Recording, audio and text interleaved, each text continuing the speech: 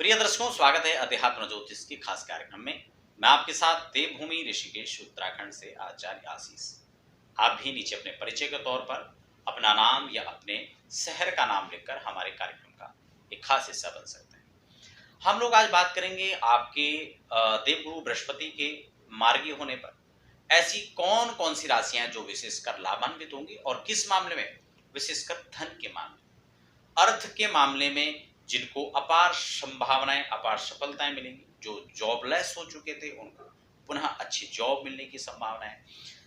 जो लोग कहीं ना कहीं स्थानांतरण के लिए प्रयासरत थे और अच्छी जॉब के लिए प्रयासरत थे, उन सभी को एक अच्छी संभावनाएं यहाँ पर मिल गई है।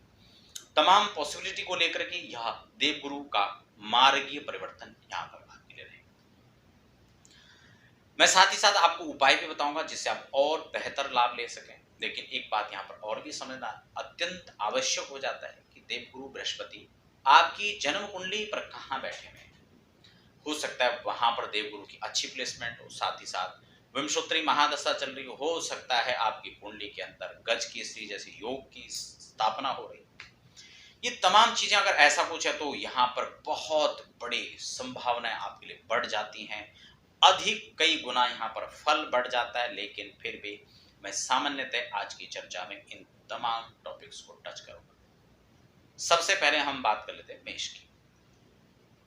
देखिए, यदि मेष राशि की बात करें तो आपके दसम भाव के अंदर देवगुरु मार्गी होकर के रहेंगे। दसम भाव से उनकी जब दृष्टि पड़ेगी तो आपके द्वितीय भाव पर पड़ेगी, जो धन का भाव होता है।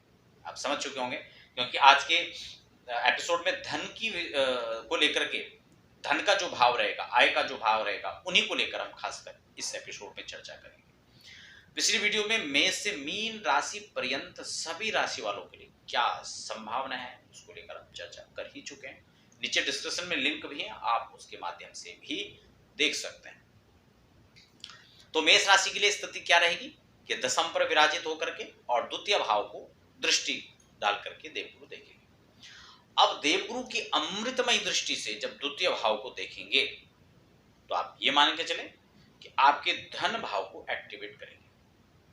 धन भाव एक्टिवेट होगा तो जहां आप किसी भी प्रकार से फाइनेंशियली आप समस्याओं को फेस कर रहे थे, किसी प्रकार से अर्थ की समस्याओं से जो जूझ रहे थे, उन लोगों को यहां पर बहुत बेहतर लाभ होगा और वो समस्त समस्याएं यहां पर आप खत्म होती हुई नजर आ रही हैं। इसी क्रम में हम अगली राशि की बात करेंगे, वृषभ। वृषभ वालों के लिए द्वितीय भाव के अंदर ही जो है उनका विराजित रहेंगे।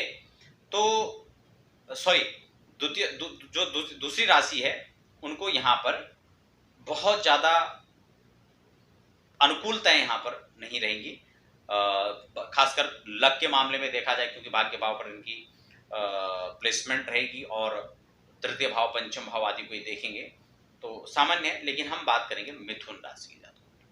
मिथुन के लिए यहाँ पर जो है अपार संभावना है, क्योंकि इनकी जो दृष्टि रहने वाली है वो द्वितीय भाव पर रहेगी, क्योंकि द्वादश पर, दूसरे पर और चौथे भाव पर इनकी दृष्टि रहेगी। तो इन जातकों को खासकर इस समय में इन्वेस्टमेंट, अगर आपके पास कुछ धन है और आप उसको सोच रहे थे कि क्या करें, तो इस समय अगर आप उसको कैसे इन्वेस्ट करेंगे, थोड़ा सा प्लानिंग के साथ आप उनको इन्वेस्ट करते हैं तो बहुत अच्छे दूरगामी परिणाम आपको मिल सकते हैं। खर्चों की जहां बाहुलता बनी रहेगी, लेकिन वहां आगम के स्रोतों में कहीं कोई कमी नहीं होने वाली। कई अधिक मात्रा में जो है धन आपको लौट करके वापस आएगा। तो आप ये समझ गए होंगे कि यानी मिथुन राशि के लिए ये समय बहुत अच्छा रहेगा। खासकर अगर हम बात करते हैं चौथी राशि के लिए, चौथे भाव पर दृष्टि मिथुन राशि वालों के, तो आप यदि किसी प्रकार से वाहन है, प्रॉपर्टी कोई भी आप जुटाना चाह रहे हैं तो उसके लिए यहाँ पर बहुत बेहतर लाभ आप प्राप्त कर सकते हैं। एक उपाय आपको यहाँ पर मेरे हिसाब से जरूर करना चाहिए। यदि आप की जन्म कुंडली का आधार आपको पुखराज या बृहस्पति से रत्न संबंधित सुनहला आपको शूट करता है तो आपको इस दौरान जरूर धारण करना चाहिए। आपको बहुत अच्छे परिणाम मिल सकते हैं। आप गोल्ड का कारोबार करते हैं या आप कोई कारोबार स्टार्ट करना चाह रहे हैं, आप गारमेंट्स का काम करते हैं, आप चांदी का काम करते हैं, आप शेयर बाजार में निवेश करते हैं, लगातार इन सभी चीज़ों से जुड़े हुए हैं तो आपको बहुत अच्छी संभावनाएं यहाँ पर मिलती हुई नजर आएंगी। अगली राशि इसी क्रम में हम लोग कर्क की कर लेते हैं। आपके सीधा एकादश भाव को दृष्टिगत बृहस्पति देखेंगे और जब एकादश भाव को देखेंगे तो यही अर्निंग का भाव होता है, आय का भाव हम इसको मानते हैं। तो आप ये मान के चले कि कर्क राशि के जातकों के लिए यह समय काफी बेहतर सिद्ध हो सकता है। अगर जन्म कुंडली आधार भी आपका बृहस्पति बहुत बेहतर प्रदर्शन वहां पर कर रहे हैं और अगर आपकी दशाएं भी वही हैं या उसके अनुरूप चल रही, कहीं अंतर में प्रत्यंतर में कहीं अगर बृहस्पति आते हैं तो आप ये मान के चलें कि आपको बहुत अच्छी मात्रा में यहाँ पर देवगुरु आपके लिए वरदान साबित करेंगे। तो देवगुरु का मार्गी होना आपके लिए बहुत बेहतर यहाँ पर हो सकता है। उपाय की बात करें तो आपको देवगुरु ब्राह्मणों का सम्मान यहाँ पर जरूर करना चाहिए। साथ ही साथ आप रत्न में पुखराज धारण कर सकते हैं और पीत परिधान पीले कपड़ों को आप अपने कपड़ों के साथ सम्मिलित जरूर करें, बहुत ही बेहतर आपको लाभ प्राप्त होगा। अगली राशि इस क्रम में हम बात कर लेते हैं सिंह की, जिनके द्वितीय भाव पर देवगुरु की अमृतमय दृष्टि रहेगी और आप ये मान के चलें कि धन भाव पर देवगुरु की अमृतमय दृष्टि से सेकंड हाउस आपका जनरेट हो जाएगा। यही आपके धनागम के रास्तों को खुलेगा। अगर जॉबलेस हो चुके थे, नई जॉब आप ढूंढ रहे थे, नहीं मिल रहा था, अड़चने व्यवधान, लेकिन अब वह समाधान की ओर बढ़ेगा और आपको बेहतर से बेहतर लाभ यहाँ पर होता हुआ नजर आएगा। क्या करना चाहिए? आपको किसी भी मंदिर में जाकर बृहस्पतिवार के दिन केले का पूजन आपको करना चाहिए।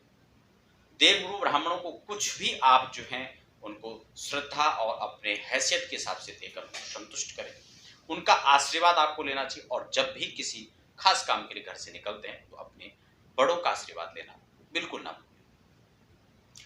अगली राशि इस क्रम में हम बात कर लेते हैं सिंह के बाद कन्या की। कन्या के लिए फाइनेंस के जो रास्ते यहाँ पर बन रहे हैं, अगर आप कहीं ना कहीं कुछ ऐसे कारोबार से जुड़े हैं जो आयात निर्यात हैं, जो आपके शिक्षा से जुड़े हुए हैं, एजुकेशन के फील्ड में आप जुड़े हुए हैं, चाहे आप टीचर हैं, चाहे आप अपना कोई स्वतंत्र संस्थान आप चलाते हैं, कोई इंस्टीट्यूट आप पढ़ाते हैं वहाँ पर, चाहे दूसरों के आप पढ़ाते हैं, तो कुछ भी ऐसे फील्ड में आप जुड़े हुए हैं तो आपके लिए बेहतर पॉसिबिलिटी लेकर के आ रहा है देवगुरु बृहस्पति। तो आपको क्या करना चाहिए? आपको पीत परिधान अपने उसमें इंक्लूड करना चाहिए। खाने में तो हम लोग हल्दी यूज करते ही हैं, लेकिन आप अपने पेय पदार्थ जैसे दूध है उसमें आप यूज कर सकते हैं, स्नान के जल में आप हल्दी का प्रयोग कर सकते हैं तो बृहस्पति पुष्ट होगा। केसर आदि का तिलक भी आप मस्तिष्क पर लगाएं तो बेहतर लाभ आपको होगा। अगली राशि आज के लिए जो हमने चयनित की है वो रहेगी आपकी वृश्चिक राशि, जिसमें वृश्चिक राशि में बैठ करके लग्न में बैठ करके इनकी जो दृष्टि रहेगी वो एकादश भाव पर रहेगी। जब एकादश भाव पर यानी आपके अर्निंग के भाव पर यानी आपके आय के भाव पर देवगुरु की अमृतमयी दृष्टि रहेगी तो आपके आगम के रास्तों को बल मिलेगा। देवगुरु यहाँ बैठ करके आपके जो आगम के रास्तों में कहीं ना कहीं उलझने थी, दिक्कतें थी और वो प्रॉपर वहां पर आप वर्क नहीं कर पा रहे थे या उसका बेनिफिट्स आपको नहीं प्राप्त हो पा रहे थे, तो अब इस दशा काल में इस पीरियड में जो है आपको बेहतर यहाँ पर लाभ प्राप्त हो सकता है। क्या आपको करना चाहिए? आपको अपने मस्तिष्क पर नियमित स्नान के बाद हल्दी या केसर का तिलक करके निकलना चाहिए और घर से निकलते वक्त आपको ध्यान रखना है आप अपने बड़े और बुजुर्गों का आशीर्वाद लेकर जरूर निकलें। अगली राशि जो आज की श्रृंखला में इस क्रम में हमने सम्मिलित किया है वो राशि है मीन राशि। मीन राशि को देखा जाए तो आपके एकादश में ही यह इनका संचरण काल रहेगा। बहुत बेहतर तो नहीं कह सकते, लेकिन हाँ सामान्य संतोषजनक आय भाव पर बैठे हैं तो भी यहाँ पर लाभ मिलेगा और खासकर 7th हाउस पर दृष्टि होने के कारण से कहीं ना कहीं आपका धनागम के जो मामले हैं, जो कनेक्शन जुड़ रहा है वो कहीं ना कहीं पति या पत्नी के जरिए भी एक दूसरे को अच्छा लाभ मिलने की संभावना यहाँ पर दिख रही है। तो दर्शकों कुछ खास राशि तो हमने आज के एपिसोड के लिए चिन्हित की थी।